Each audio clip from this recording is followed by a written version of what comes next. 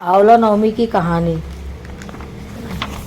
एक साहूकार था। वह रोज एक सोने का आंवला दान करके भोजन करता था।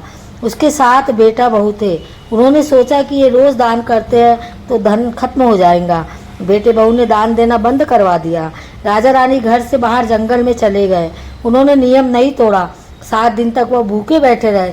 तब भगवान ने सोचा कि यदि हमने इनको सत नहीं रखा तो संसार में हमें कोई नहीं पूछेगा। तब भगवान ने उन्हें सपना दिया कि तू ये हरे आंवले का झाड़ है, उनमें से 108 आंवला तोड़कर दान करके भोजन कर ले। तब उन्होंने 108 आंवला तोड़कर एक दुकानदार के यहाँ रखे और वे लोग नहाने चले गए। लौटकर उन्होंने आंवला मांगे। दुकानदार ने थैली उठाकर दी तो उसमें सोने के आंवले थे। राजा ने कहा, भाई ये तो सोने का आंवला है। तब राजा हाथ लगाता तो वे सोने के हो जाते और दुकानदार हाथ लगाता तो वो हरे हो जाते। तब राजा उसमें से रोज एक सोने का आंवला दान देने लगा। उधर बेटा बहुत गरीब हो गए। वहाँ राजा ने एक और नगरी बसाई और उसके यहाँ बहुत धन हो गया। एक दिन उसके बेटे बहू काम ढूंढते हुए वहाँ पहुँचे।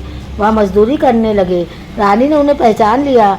एक दिन रानी नहाने को बैठी तो उसने छोटी बहू को सिर धोने को बुलाया। बहू सिर धुलाने लगी तो सासू की पीठ का मसा देखकर रोने लगी। तब रानी बोली कि तू मेरी पीठ पर आंसू क्यों गिरा रही है। बहू बोली कि मेरी सासू जी की पीठ पर भी ऐसा ही मसा था। उन्होंने हमको घर से बाहर निकाल दिया था, सो उनकी याद आ गई। तब रानी बोली, हम ही तुम्हारे सास ससुर हैं। तुमने तो हमें घर से बाहर निकाल दिया था, पर भगवान ने हमारा सत रखा। हे भगवान, जैसा राजा रानी का सत रखा वैसा ही सबका रखना। कहते सुनते हुंकारा भरते को। इसके बाद विनायक जी की कहानी सुने।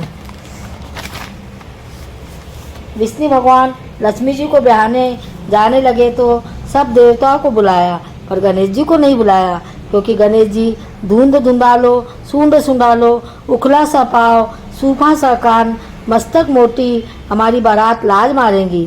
बारात चली गई। नारद जी आए और गणेश जी से बोले, तुम्हारा तो बहुत ही अपमान हुआ। भगवान ने छोड़ दिया तो संसार में कौन पूछेगा। अपनी माया फैलाओ। तो गणेश जी ने चूहा छोड़ दिया। जगह जगह धरती पोली हो गई। भगवान के रथ का पहिया जमीन में धंस गया। बड़ई को बुलाया। बड़ई ने हाथ में औजार लेकर बोला, जय विनायक जी की। तो देवता लोग बोले, तुमने विनायक जी को क्यों सुमरो। वो बोला, उनको सुमरे बिना कोई काम नहीं होता। तो देवता बोले, हमने तो उन्हें बारात में ही नहीं लाया। तो बड़ई बोला, मेरे बस का काम नहीं है, उनको ही मनाओ। तब सबने मिलकर गणेश जी को मनाया। पहले रिद्धि सिद्धि, फिर भगवान लक्ष्मी जी को ब्याह कर लाए। जय विनायक जी महाराज की, तुम सबका काम सिद्ध करना। जय हो।